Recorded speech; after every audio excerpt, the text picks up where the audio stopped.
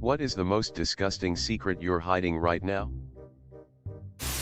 We had a candy corn counting contest in like 4th or 5th grade where you guess how many are in the big jar. When no one was looking, I carefully took the tape off the top thinking I was going to count them all or something, and saw that they had written the total on the inside of the top, so, being a genius, I took out about 30 of them, ate the evidence, and put my guess in for the number -35, yeah no. So it wouldn't be suspicious if I got it on the nose, not realizing they weren't going to recount them. The winner guessed it within 20 of the number on the bottom of the lid. So basically, I cheated, sabotaged, and still lost, and I kept all that stupidity to myself for all these years. Candy corn counting contest is an extremely fun sentence to say. One of my friends has nudes of our mutual friend's mom. Fucking hell, he doesn't know it. He video calls her at night. Wait. Do you know the guy from the other comment? When I was younger, I would steal coins from my parents, and when I had enough, I would bring them to my dad and had them changed to paper bills, and he would be so proud of me for saving coins that he would buy me ice cream or sweet bread. He knew. Yes, he absolutely knew. 10 years ago I used to do the same shit.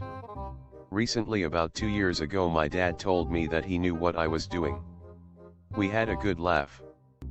I love you, Dad. I stole cigarettes from my dad when I was 18 to 19. Now I'm 24 and he steals from my pack.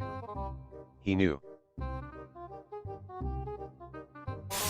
That I am sat in my office at work, surrounded by a team of socially distanced staff. And I've just charted, update, managed to crack a window, and spin conference calls out long enough for everyone to go home. It's time, go shower. Then burn this suit. Thanks for the S-bin. A day. A majority of the time, the voice in my head / first thoughts are just really unnecessarily mean. Towards myself, but especially others. Extremely nitpicky. Selfish. Rude. Etc. I don't understand why. Sometimes it leaks out into the real world on its really bad days, and I'm just an ass. It makes me feel pretty bad about who I am as a person sometimes, because I really just want to be a lovely person and think the best about others. And I don't feel like I am very often because of these thoughts. I guess maybe op meant nasty, disgusting. But it feels disgusting to me some days. Edit. I truly appreciate everyone's suggestions and information, thank you very much. Someone's mom once said, "You are not your first thoughts. You are the ones that correct them." When I was 8, my 19-year-old cousin tried to make out with me. I remember him rubbing my leg and kissing me in the kitchen whilst my mum was in the living room. I didn't understand what was really happening at the time. But I knew I didn't like it. I kept nervous giggling and pushing him away. After a couple of minutes he looked disappointed and walked away. I don't remember if he ever tried anything else. He was killed in an accident 3 years later, and I chose never to tell anybody as I didn't want to add to my aunt's grief. Damn. That's fucked. I'm in a lot of debt and it's potentially going to ruin my relationship. I've been there, man. I'm almost on the other side of it now. I'll be debt-free by November when my first child is born. Look up a credit counseling service in your area. That's what I did. My quality of life has gone up so much, it's incredible. I made up a person. When I was in high school, I wanted to sound more popular, so I made up a guy friend. He had an incredibly interesting backstory. This went on for years. Well into college, I had the same friends, so I couldn't just end the charade. The funny thing is, all of these people, my family, my best friend, even my husband, believe that they met this man. I never introduced them to anyone. But over the years, they all have different memories of seeing him. Finally, I just sort of phased him out, saying that we grew apart and lost touch. And yet, people will randomly ask me for updates on him. I just give vague answers and watch my husband smirk from across the room. My husband is the only person who knows the truth. I am so ashamed that I will never admit it. That lie was such a dumb thing that snowballed. This is honestly great and actually made me laugh. However, it's crazy how memories are so fluid and unreliable. In biology class we were dissecting a pig's eyeball and my hand slipped and the eyeball fell on the floor, and me being extremely lazy I kicked it under a cabinet and it lay there for 2 years until someone finally found it. I'm just picturing some unfortunate cleaner randomly finding this fucking desiccated eyeball. I've cleaned biolabs and a desiccated eyeball isn't even very high on the list of disgusting things we find. Once body parts are dried up, they hardly smell at all. That classroom was notorious for being very humid. But the smell wasn't a big deal since nobody really sensed it. My younger brother used to eat the dog food because he thought it would make him better friends with the dog. We began to leave a bowl out for him next to the dog bowl. You shouldn't have let him eat that. Now his babies will be born naked. Animals. Wait, you mean the skin tentacles aren't normal? That last year when I was suspended from work for 6 months it was due a failed post-accident drug test. I wasn't laid off. I knew it.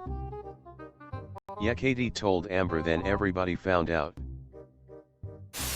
Uncle confided in me that he stopped taking the medications that are keeping him alive because he can't handle the weight of his life.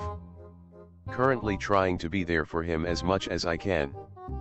But haven't told anyone because I feel like it's his choice. And I'd likely want the same in his situation. He's just worn out and feels like he's done his time. And has already done what he can for the people around him. Reminds me of my uncle. We each have a rare muscle condition that will probably put us in wheelchairs later in life. And found out he's been doing meth and robbing homes to fund it? I love him so much. It hurts to see him doing something that will hurt others as well as himself. Edit. To clarify, he is not currently in a wheelchair. As a student with a shitty waitering job paying me almost nothing, I used to eat the food my customers didn't want after I took their plates to the kitchen. Been there, mate.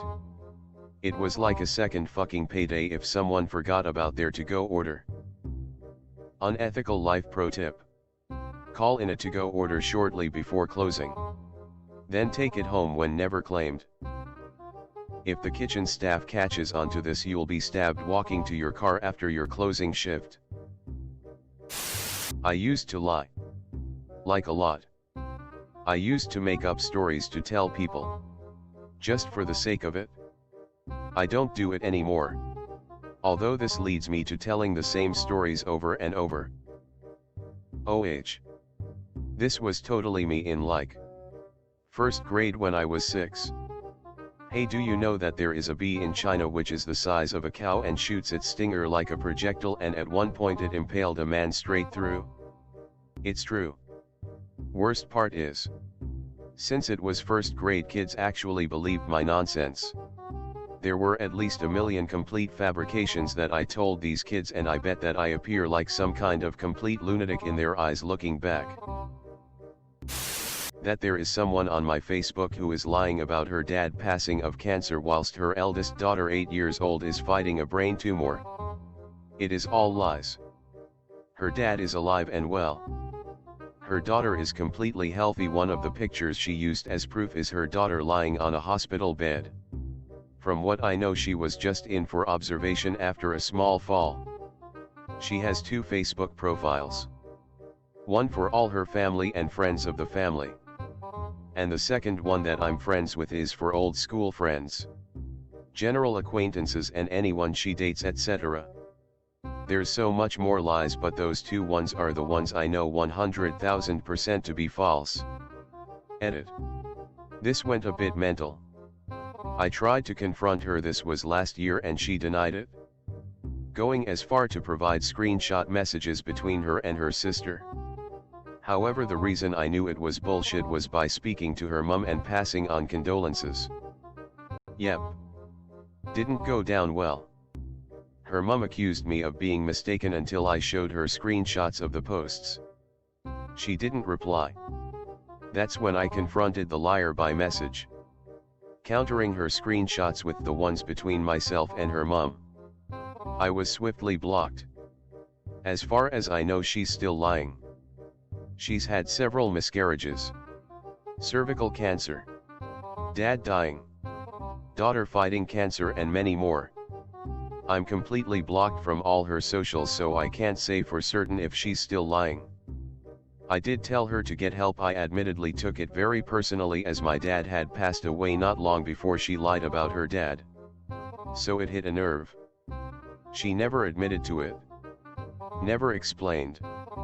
Instant block. So fuck you, Natalie S, for being an attention-seeking no-bend. Edit 2.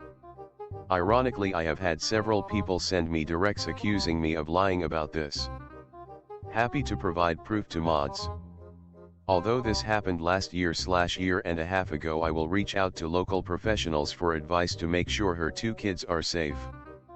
Sadly, I didn't consider the possibility of her lies escalating and putting her kids in actual danger at the time. I'm ashamed that I didn't contact professionals sooner. It's called being an attention whore. There's an actual name for it, and it's a mental disorder. Munchausen syndrome by proxy. Edit. It's now called factitious disorder imposed on another. She really sounds like she needs therapy. I don't want to know what happens if she gets worse.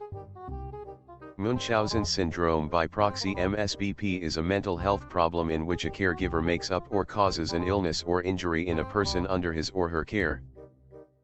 Oh. I was really sure it was only the one. Thanks for correcting me. That I hit some kid in the back of a trampoline park with a chain I grabbed off of a fence because he kept poking me. I think your respective ages could alter my reaction to this post. Not in all my 48 years have I met a more annoying 8-year with a stick. When my sister and I were little, she would lick her cat because she thought she was helping to clean him. Did you grow up in Scranton with a sister named Angela? Didn't Angela move to Scranton from Ohio? Or did she take the slow train from Philly? A buddy of mine had a wife that used to be a stripper. She ended up leaving him for one of her patrons. Before she left him, she was impregnated by him, my buddy. She ended up marrying the guy she left him for, and the newish dad is basically raising his kid. I'm still friends with both of them on Facebook since I was cool with both of them, and her son definitely looks like him. This was maybe 7 to 8 years ago. I just shut the fuck up about the whole situation. I have a somewhat similar story, except no stripping and some roles were reversed. My buddy's girlfriend cheated on him with another guy and they broke up. But she would still call him and they'd hook up. At the same time, she had began dating a different guy, different than the one she had cheated on my buddy with. A few months later, she's pregnant and freaking out. I was similar to you in that I was friends with her and also my buddy. I was sort of their liaison in all of this. We were young and stupid teenagers and making life-altering decisions. Eventually it was decided that she would go with the new guy and just pretend everything is normal. My buddy was young and immature and had many problems at the time and agreed to the tacit arrangement. The problem is the child looks nothing like the guy she eventually married and is a spitting image of my buddy. My buddy now regrets it deeply and wishes he could be a part of the kid's life, but they all agree it wouldn't be healthy for the kid. My buddy met the kid before as a friend of the lady, but I have a feeling as he gets older he might be suspicious. Life is crazy.